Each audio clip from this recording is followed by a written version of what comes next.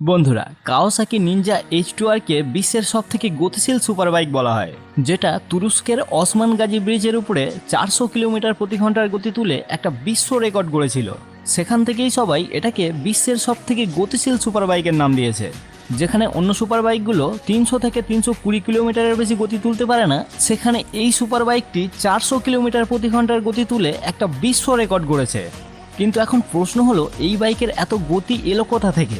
এই বাইকে এক্সট্রা কি আছে যার জন্য অন্য সুপার বাইকগুলোর থেকে এই বাইকের গতি এত বেশি? তো বন্ধুরা, আজকে আমরা এই ভিডিওতে পৃথিবীর সব থেকে গতিশীল বাইক নিনজা H2R এর ব্যাপারে একটু ভালোভাবে জানবো।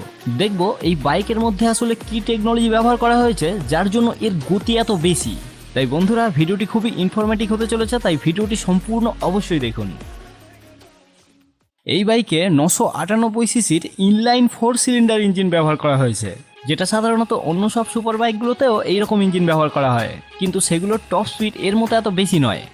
এই বাইকের টপ স্পিড এত বেশি হওয়ার পিছনে সব থেকে বড় দুটো কারণ রয়েছে। প্রথম কারণ, র্যাম এয়ার ইনটেক, মানে যেটাকে বাংলায় বললে হবে বাতাসকে ঠেসে ভরা। ব্যাপারটা একটু বুঝিয়ে বলি। আপনি তো এটা জেনে থাকবেন যে ইঞ্জিনের ভিতরে একটা সিলিন্ডার থাকে, মানে একটা ফাঁপা জায়গা থাকে, যার ভিতরে বাইরের বাতাস এবং পেট্রোলকে ঢুকিয়ে জ্বালানো হয় এবং তার থেকে ইঞ্জিন শক্তি পায়। এখানে এই সিলিন্ডারের ভিতরে যত বেশি পেট্রোল জ্বালানো হবে, মানে যত বেশি আগুন জ্বালানো হবে, ইঞ্জিন তত বেশি শক্তি পাবে। কিন্তু এখানে সমস্যা হলো, বেশি পেট্রোল দিলেই কিন্তু বেশি আগুন জ্বলবে না, কারণ বেশি আগুন জ্বলার জন্য বেশি অক্সিজেনেরও প্রয়োজন।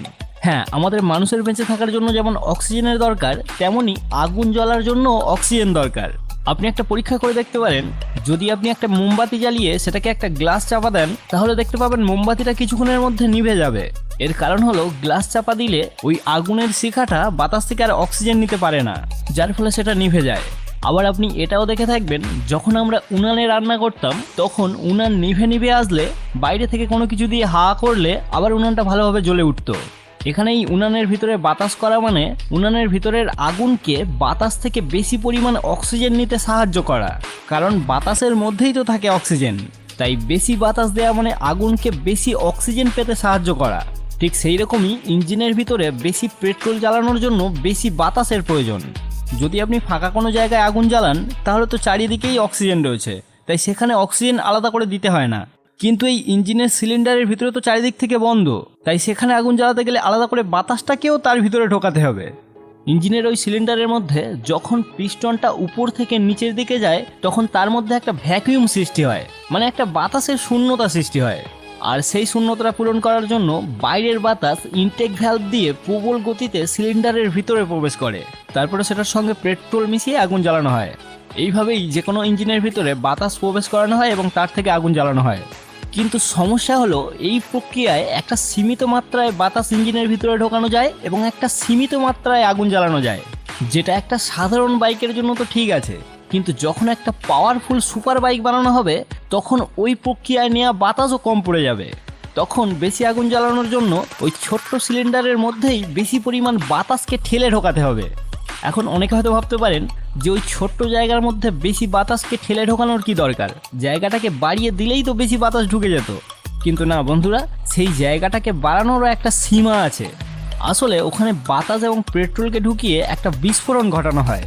সেই বিস্ফোরণের চাপেই পিস্টনটা নিচের দিকে সরে যায়, আর সরে গিয়েই পিস্টনের নিচে থাকা একটা ক্রাঙ্কশাফট নামক রডকে ঘোরানো হয়, আর এইভাবেই ইঞ্জিন চলে। তাই এখানে ওই বিস্ফোরণের যত বেশি চাপ থাকবে, পিস্টনটাকে তত জোরে নিচের দিকে ঠেলবে, আর তার ফলে পিস্টনটাও ক্র্যাঙ্কশাফটকে তত জোরে ঘোরাবে। এইভাবেই ইঞ্জিন বেশি শক্তিশালী হবে। তাই এখানে যদি বেশি বাতাসের জন্য ওই জায়গাটা বাড়ানো হয়, তাহলে বিস্ফোরণের চাপটা অনেক কমে যাবে, যার ফলে বেশি আগুন জ্বালিয়েও আলটিমেট লাভ হবে না। তাই আমাদের দরকার ওই ছোট্ট জায়গার মধ্যেই বেশি আগুন জ্বালিয়ে বিস্ফোরণের চাপটা বেশি তৈরি করা। আর বেশি আগুন জ্বালাতে গেলে বেশি পেট্রোলের সঙ্গে বেশি বাতাসও দরকার, মানে বেশি অক্সিজেনও দরকার। বেশি পেট্রোল তো দেয়া যাবে, কিন্তু বেশি বাতাস দিতে গেলে সাধারণ অবস্থায় ওই জায়গায় যতটা বাতাস ধরে, তার থেকে বেশি বাতাস ঢোকাতে গেলে বাইরে থেকে আলাদা করে চাপ দিয়ে বাতাসটাকে ঢোকাতে হবে। যেমন পাবলিক বাসগুলোতে কন্ট্রাক্টর যেমন করে, বাসের ভিতরে একটুও জায়গা না থাকা সত্ত্বেও কন্ট্রাক্টর বলে উঠে আসুন, ভিতরটা পুরো ফাঁকা। এইভাবে তার বেশি লাভের জন্য বাসের ভিতরে যতটা সম্ভব মানুষকে ঠেসে ঢোকায়, ঠিক সেই রকমই ইঞ্জিনের ভিতরে যত বেশি ঠেসে বাতাস ঢোকানো যাবে তার ভিতরে তত বেশি পেট্রোল জ্বালানো যাবে এবং তার থেকে তত বেশি শক্তি পাওয়া যাবে। আর এই ইঞ্জিনের ভিতরে বাতাসকে ঠেসে ঢোকানোর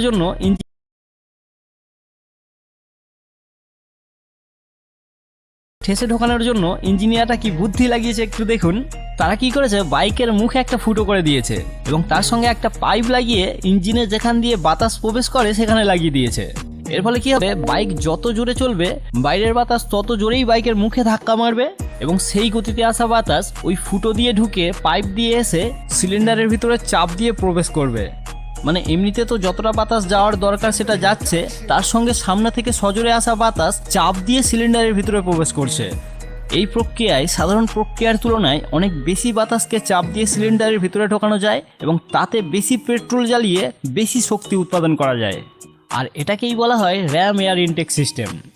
এই নিনজা H2R বাইকটির সামনে দেখবেন এইরকম দুটো ফুটো আছে, যেগুলোর সঙ্গে দুটো পাইপ লাগিয়ে ইঞ্জিনে যেখান দিয়ে বাতাস প্রবেশ করে সেখানে লাগিয়ে দেওয়া হয়েছে। মানে আসলে এই বাইকের দুটো র্যাম এয়ার ইনটেক সিস্টেম লাগানো হয়েছে। এই H2R বাইকটির টপ স্পিড এত বেশি হওয়ার পিছনে শুধু এই র্যাম এয়ার ইনটেক সিস্টেমটাই প্রধান কারণ নয়, এই র্যাম এয়ার ইনটেক সিস্টেমটা অন্য সব সুপার বাইকগুলোতেও থাকে। এই র্যাম এয়ার ইনটেক সিস্টেমটা বাইকের পাওয়ার অনেকটা বাড়ায়, কিন্তু এটাই H2R এর এত গতি হওয়ার পিছনে প্রধান কারণ নয়। এই H2R বাইকটির টপ স্পিড এত বেশি হওয়ার পিছনে প্রধান কারণ হলো এতে সুপার চার্জ ইঞ্জিন ব্যবহার করা হয়েছে। এটাই বিশ্বের 1 নম্বর প্রোডাকশন বাইক যেটাতে সুপার চার্জ ইঞ্জিন ব্যবহার করা হয়েছে। এবার একটু ভালো করে বোঝাই এই সুপার চার্জ ইঞ্জিনটা আসলে কি এবং কিভাবে কাজ করে। এটারও র্যাম এয়ার ইনটেক সিস্টেমের মতো একই কাজ, যেটা হলো বাতাসকে ইঞ্জিনের ভিতরে যতটা সম্ভব চেপে ঢোকানো, কিন্তু এটা একটু অন্য পদ্ধতিতে করা হয়। মানে র্যাম এয়ার ইনটেক সিস্টেমে সাধারণ প্রক্রিয়ার তুলনায় একটু বেশি বাতাসকে ইঞ্জিনের ভিতরে চেপে ঢোকানো যায়, কিন্তু আমরা যদি তার থেকে আরও বেশি বাতাসকে ইঞ্জিনের ভিতরে চেপে ঢোকাতে চাই তাহলে আমাদের লাগাতে হবে এই সুপার চার্জ সিস্টেম। আমরা জানি পিস্টন চললে পিস্টনের নিচে থাকা ক্রাঙ্কশাফট নামক রডটা ঘোরে, সেখান থেকেই সেই ঘূর্ণন শক্তিটা ক্লাচ এবং গিয়ারবক্সের মাধ্যমে নিয়ে যাওয়া হয় চাকাতে। এই সুপার চার্জ ইঞ্জিন মানে আর কিছুই নয়, ওই ক্রাঙ্কশাফটের সঙ্গে একটা বেল্ট দিয়ে একটা পাখা ঘোরানো হয়, যে পাখাটা ঘুরিয়ে বাইরের বাতাসকে টেনে আরও বেশি চাপ দিয়ে সিলিন্ডারের ভিতরে ঢোকানো হয়। মানে এখানেও ইঞ্জিন যত জোরে ঘুরবে ওই পাখাটাও তত জোরে ঘুরবে, ঢোকানো হয়। মানে এখানেও ইঞ্জিন যত জোরে ঘুরবে ওই পাখাটাও তত জোরে ঘুরবে এবং পাখাটা যত জোরে ঘুরবে তত বেশি বাতাস চেপে ইঞ্জিনের সিলিন্ডারের ভিতরে ঢোকাবে। আর যত বেশি বাতাস ইঞ্জিনের ভিতরে ঢোকানো যাবে তার মধ্যে তত বেশি পেট্রোল জ্বালানো যাবে এবং যত বেশি পেট্রোল জ্বালানো যাবে তত বেশি ইঞ্জিন শক্তি পাবে। কিন্তু এটা করতে গিয়ে একটা সমস্যা এসে যায়, সেটা হলো এই প্রক্রিয়ায় বাতাসকে প্রচণ্ড পরিমাণে কম্প্রেস করে, যার ফলে বাতাস প্রচণ্ড পরিমাণে গরম হয়ে যায়, যে অবস্থায় ইঞ্জিনের ভিতরে পাঠাতে গেলে পেট্রোল মেশালেই স্পার্ক করার আগেই হয়তো আগুন জ্বলে যেত।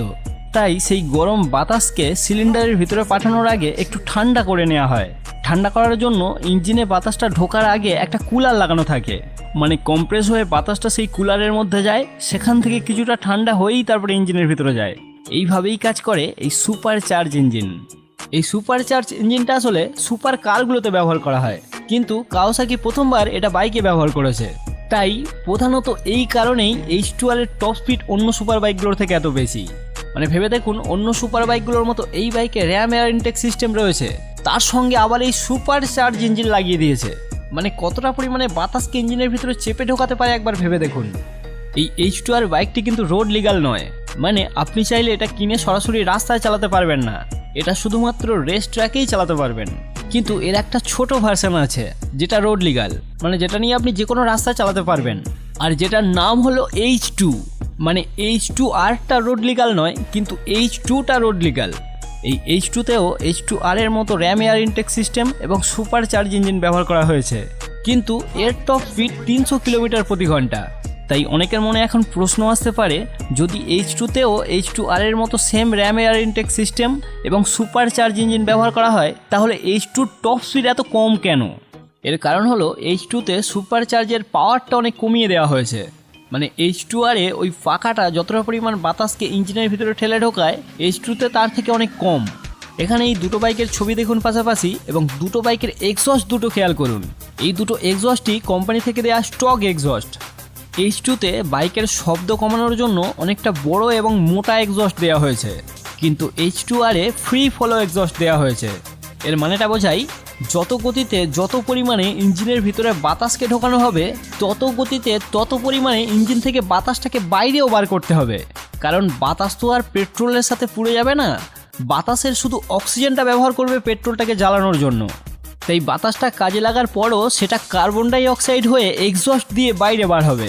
তাই যত স্পিডে যত পরিমাণে ইঞ্জিনের ভিতরে বাতাসকে ঢোকানো হবে, তত স্পিডে ততটা পরিমাণে ইঞ্জিন থেকে বাতাসটা বার হওয়ারও রাস্তা দিতে হবে। তাই আপনি যদি এখানে H2 এক্সস্টকে খেয়াল করেন, তাহলে এখানে বড় এবং মোটা এক্সস্ট তো দিয়েছে, কিন্তু শব্দ কমানোর জন্য এক্সস্টের ভিতরে বাতাসের প্রবাহ পথকে কিছুটা আটকে দেওয়া হয়েছে। তাই এখানে সুপারচার্জ ইঞ্জিনকে ব্যবহার করলেও তার সর্বোচ্চ পরিমাণ ক্ষমতাকে ব্যবহার করা যাবে না, কারণ এই এক্সস্ট দিয়ে তত স্পিডে ততটা পরিমাণে বাতাস বাইরে আসতে পারবে না।